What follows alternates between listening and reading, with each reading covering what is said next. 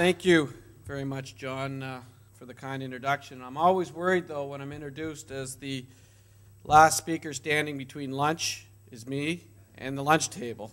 But it is a great day to be back here in New York, and I'm so very pleased to join all of you at the ICF's annual Building the Broadband Economy Summit. You know, it's a great honor. It's a great honor to have been named the Intelligent Community Visionary of the Year for 2010. And it's a special honor to be the first Canadian to receive this award. This award recognizes the importance of broadband. It recognizes leadership in promoting broadband technology and applications as an essential utility in the digital age. I wish that Canadian media guru Marshall McLuhan had lived to see the development of the internet. He might have said that broadband, like our telephones and highways, were essential to the development of our culture and economy.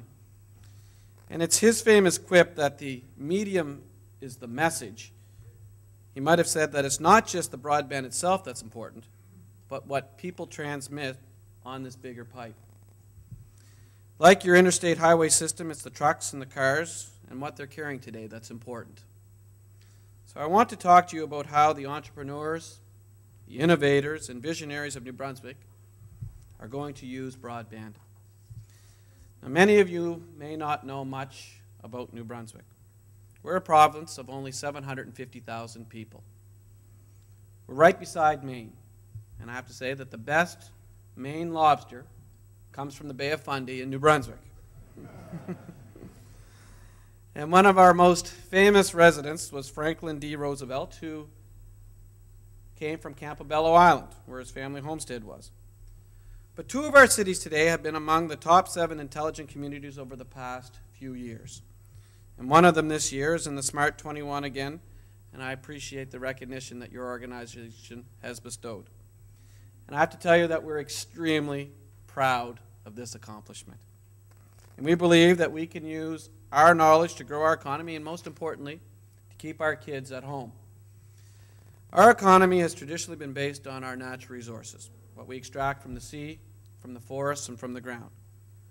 But New Brunswick has been working hard to make the transition to a new knowledge-based economy.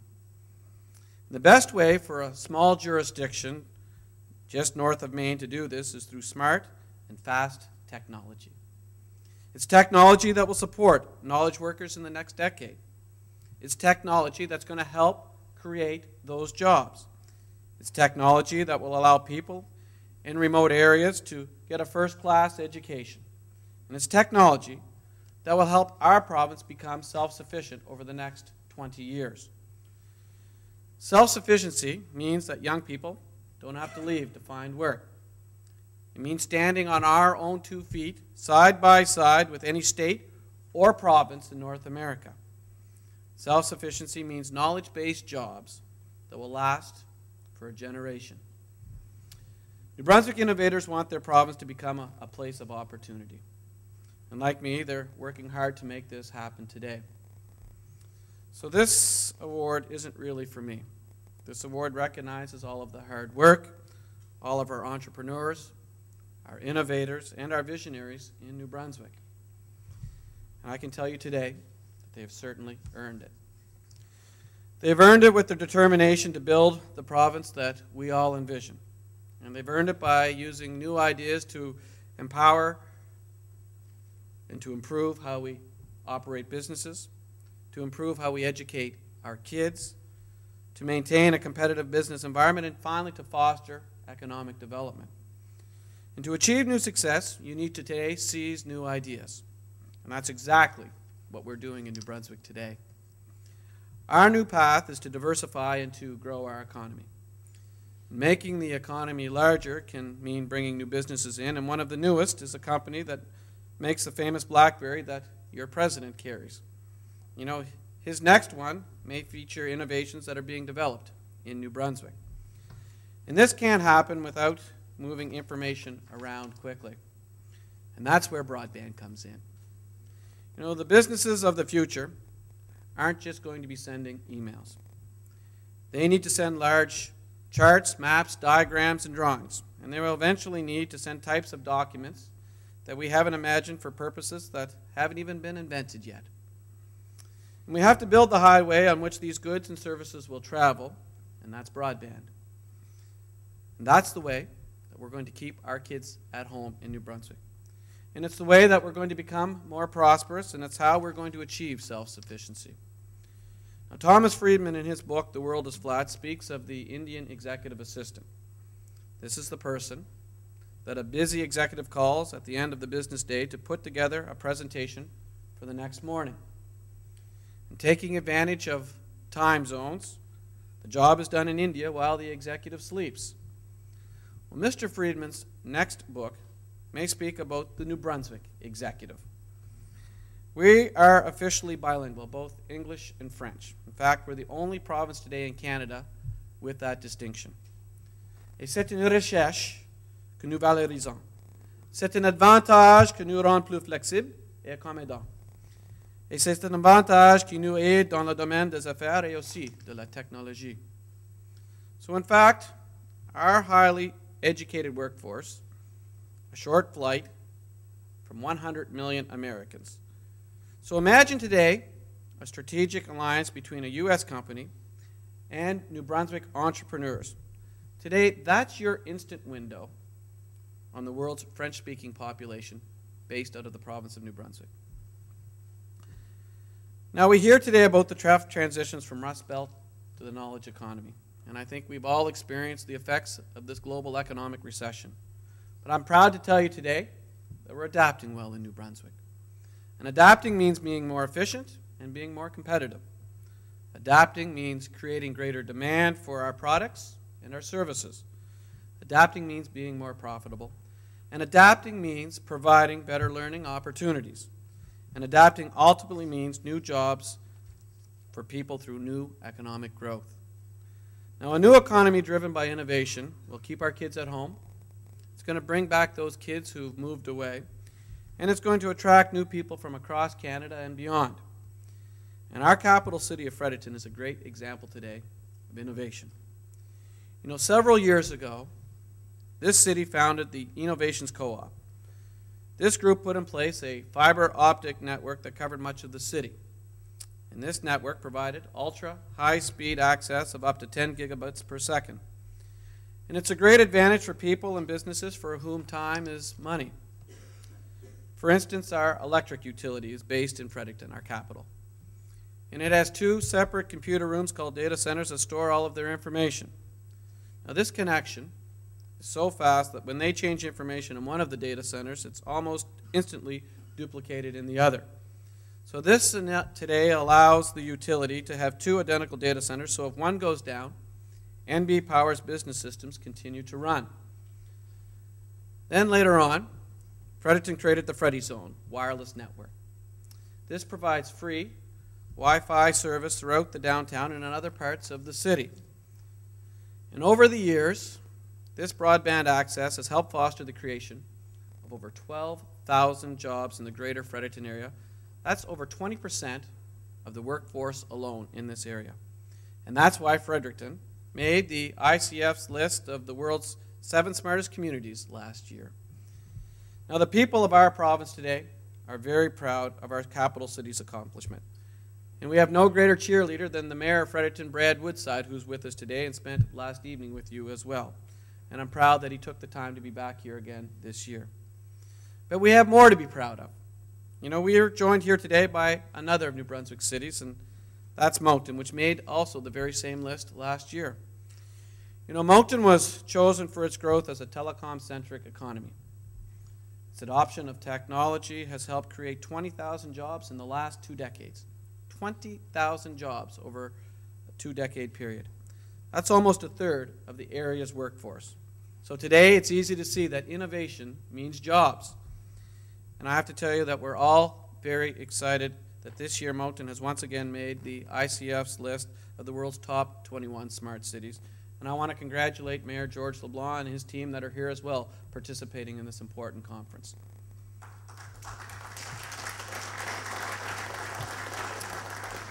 So as you can see today, we're using technology to create an environment of innovation and entrepreneurship in our communities, and I'm proud to say that it's working. The proof is that there are now almost 600 innovative companies in the New Brunswick's knowledge industry. 600 companies. And the knowledge sector's growth speaks to the wealth of talent in our province. We're adapting well today to the new economy. Earlier this month, I attended the Knowledge Industry Recognition and Achievement Award ceremony in our capital city of Fredericton. And I have to tell you that I was amazed by the many innovative companies that were represented.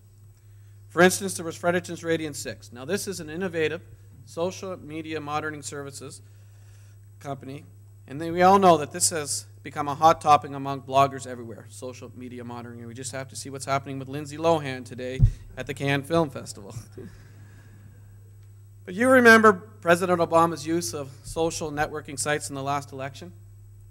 Well, I can tell you, in the next election, his campaign may use innovations that are created in New Brunswick. And then there's another company called Goji Games of Moncton.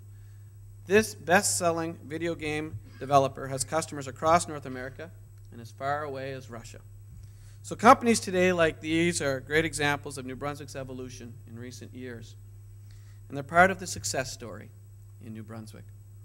The success is given because we've given the IT sector the tools that they need to grow.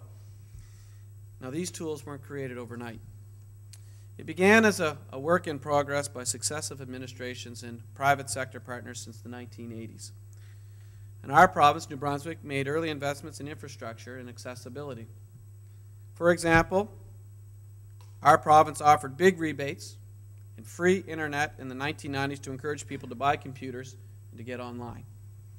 And that helped New Brunswick to become one of the most interconnected jurisdictions in the world. And today, we're doing our best to repeat that 1990 success story. Broadband has already been available to all of our schools, our colleges, and our universities. This allows our students to learn in many exciting new ways, as you can attest as leaders in this room today. For example, broadband allows students in one rural school to partner with 2 other New Brunswick schools on a special project on water and wetlands. And in this project, our students collaborated with other kids at schools around the world to study environmental sustainability.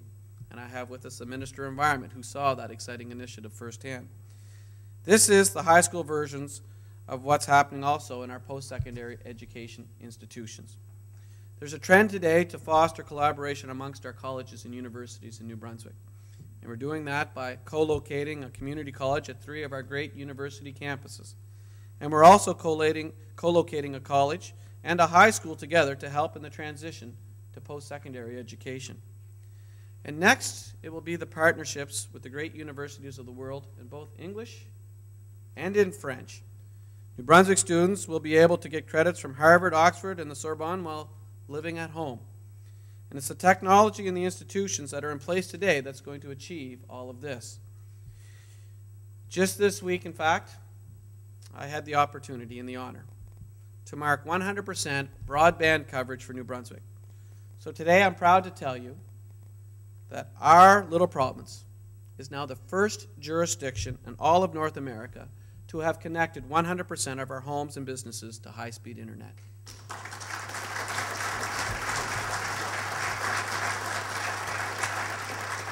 And we were able to do this thanks to a partnership with an innovative New Brunswick company called Barrett Explore. We bridged the digital divide between our rural and urban communities. And we've enabled every New Brunswicker to have equal access today to the internet. So I'm proud to say there'll be no haves and have-nots in our province in the digital age. All New Brunswickers will now have access to this important tool. And I think it was my wife, who's here with me today, who summed it up the most when we went to the launch last week. She said, "Sean, you realize that the middle of nowhere no longer exists now in New Brunswick." Now, our companies must be able to connect with our customers and suppliers quickly and efficiently. So to remain viable, our rural communities must have high-speed internet for local business. And that's why we also formed another partnership to give the tools for success in today's knowledge-based workforce. We're working with a company called Bell Aligned to bring fiber to the home service to 5 New Brunswick cities. That's Fredericton, Moncton, St. John, Miramichi, and Bathurst. These 5 cities and their surrounding areas are home to about 365,000 people. That's about 3/4 of the population that lives on Staten Island. But compared to New York City, these aren't big places, but I tell you, today we are doing big things. We're talking today about the most advanced network available. It's the fastest internet that you can get. And it allows people to upload and download almost instantly. Fredericton and St. John are now the only cities in Canada to be connected to this network. And by the middle of next year, 45% of our homes and businesses will be too, and this is going to give us a huge, huge advantage. Now, in this city of New York, you have a mayor who's well known for innovation. You know, the Bloomberg company developed a special computer keyboard for traders. It was designed so a trader who'd never used a computer could understand it. Keys for special functions were color-coded to make doing business easier. This innovative solution, I have to tell you, was extremely effective. You know, in just over 4 years, they went from 20 units in service to 5,000. And we all know there are only so many stock traders, so it's a pretty small market. The next innovation in computers might come from New Brunswick, because we are connected to the fastest internet first. And the great innovator Thomas Edison did much of his groundbreaking research not far from here as well. You know, one of his quotes struck with me one day when I was reading a book on him. You know, he said that the real measure of success is the number of experiments that can be crowded into 24 hours. Well, I have to tell you, I agree. And now in New Brunswick, we can get more done because our tools are faster. You know, too many communities all over the world continue to struggle because they overlook the need to invest in technology. They produce too many graduates who lack the skills required by local employers, so those graduates have to leave to find work elsewhere. So how do we produce workers who can compete in the local workforce? And how do we go about closing that gap from school to work? These are two important questions. Well, I know that ICF Executive Director Robert Bell has highlighted this challenge in his white paper called The Education Last Mile. The last mile is the transition from school to work. And it's the challenge today to ensure that our students have learned the skills that they need to be successful in their field of choice, and to be able to do that in their home community as well. And that's a challenge today that exists all over the globe. But New Brunswick is tackling that challenge. And we're making progress that we can share today with the world. We're changing the way that we teach our kids in our public schools. And we're giving them the skills that they need for success in the 21st century. I started an arm's-length group called the Premier's Roundtable on Self-Sufficiency after being elected to public office. And I'm proud to say today that this group has taken a life on of its own. They now call themselves MB 2026, which is a reference to being self-sufficient over a 20-year period. And while they have a broad mandate, they've chosen to focus on engaging New Brunswickers directly by determining the best way to build a better learning culture in our province and to identify priorities in learning to guide our decisions in the coming years. We're also, as a government today, taking a new approach to modernize our public education system within the next 3 years. Today, we're renewing our focus on literacy, numeracy, and science. We're also making our post-secondary education system more student-focused. We've made university and college more affordable. We've frozen tuition rates over the last 3-year period. And we've made it more accessible by giving more access to student loans. And finally, we've given students an incentive to stay or to move back through a tuition tax rebate of up to $20,000. So every single student who graduates from a community college or a university, whether in New Brunswick or abroad, who chooses to work in our province today is now eligible for an income tax rebate of up to $20,000. And we made it easier today for graduates to get a start on life as well by capping student debt loan for those who finish their studies on time. We're honoring the commitment to education and rewarding those students who may graduate with a crippling student debt load of $40,000 or $45,000. We're now capping that at $26,000 within our province. So as you can see, we're working hard today to create the tools for our young people to remain in the province. And we're also making our post-secondary education system more responsive to the needs of students and employers. So through all of these ways today, we aim to close the gap from school to work for people in our province. And we're working to give New Brunswick students the right skills so that they'll be ready and able to work in New Brunswick. And we're working to also to create those new jobs and new career opportunities for them in New Brunswick. And finally, we're cultivating an environment of innovation and entrepreneurship in our communities. And I have to tell you that it's this kind of environment that will produce the next generation of entrepreneurs, innovators, and visionaries in our province. And based on what we've achieved in places like Moncton and Fredericton, I'm confident today that we're on the right track. Our intelligent communities show that we're on a new path to a new role for ourselves in Canada. Today we're forging a new identity for our province. We're making our province the place to be for our people and our businesses. In short, today I'm proud to tell you that we're building a new New Brunswick, and the recognition that we're receiving from this organization is much appreciated for every single New Brunswicker who wants to call our province home. Thank you very much, everyone. Enjoy your lunch.